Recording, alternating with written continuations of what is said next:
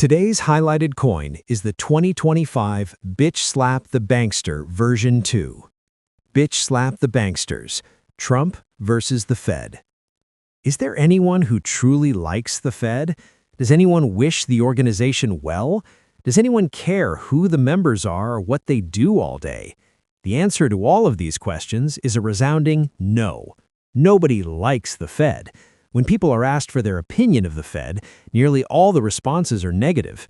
People's answers usually run the gamut from disdain to hate, and nearly everyone would agree that those negative responses are justified.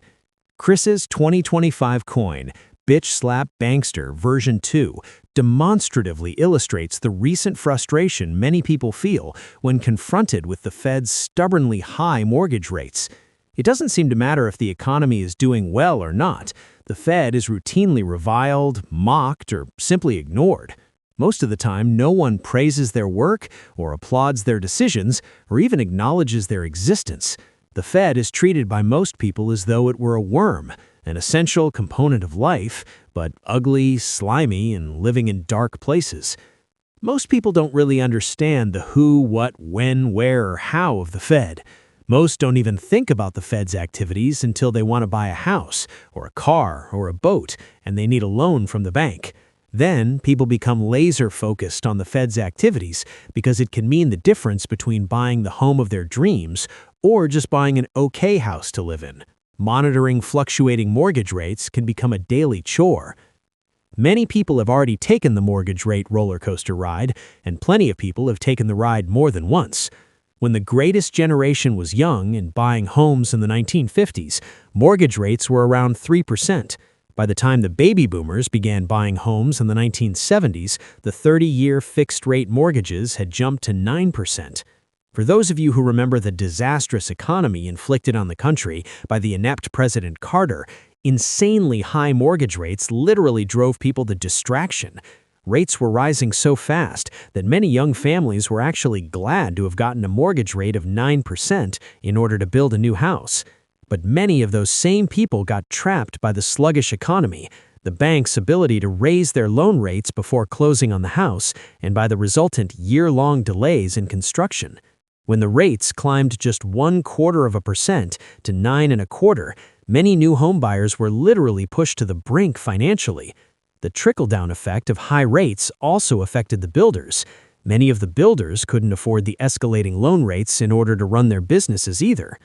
Luckily, the rates for a 30-year fixed-rate mortgage have continued to drop from the high during the Carter years of 16.64% in 1981. The Reagan years saw rates plummet. According to Fannie Mae's records, during the 1990s, the average was just 6.50%. The 2000s saw the rates drop to 4.70%.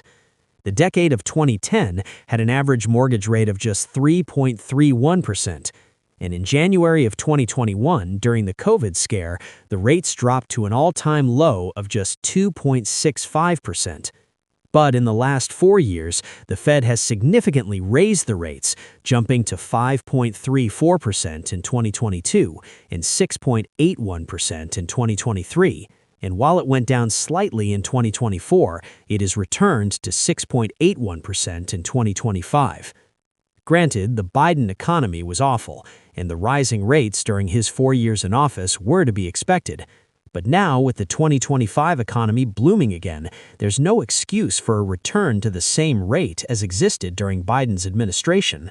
When you see how well President Trump's economy is doing, you can understand his frustration with the artificially high rates being inflicted by the Fed.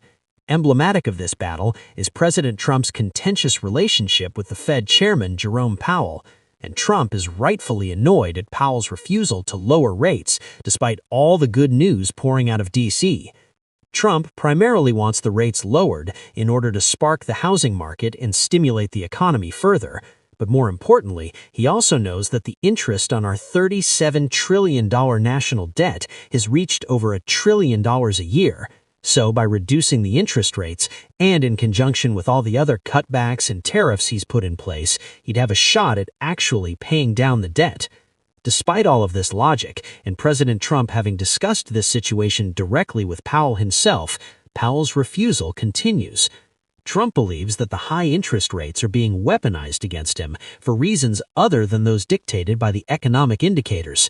Trump has said that Powell is using the artificially high rates to deliberately slow his economic juggernaut, and that Powell's decision to keep them high is based purely on politics.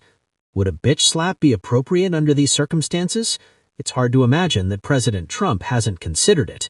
Maybe a friendly boxing match is in order. Chris Duane issues 2 new proofs each week, which are available for a limited time. These proofs come in a presentation box with the certificate of authenticity, as shown here. They're also available in BU Brilliant Uncirculated versions, which are stamped once, and they come in copper as well. You can check out all Chris's Silver Shield proofs and all things Silver Shield on chrisduanesilvershield.com.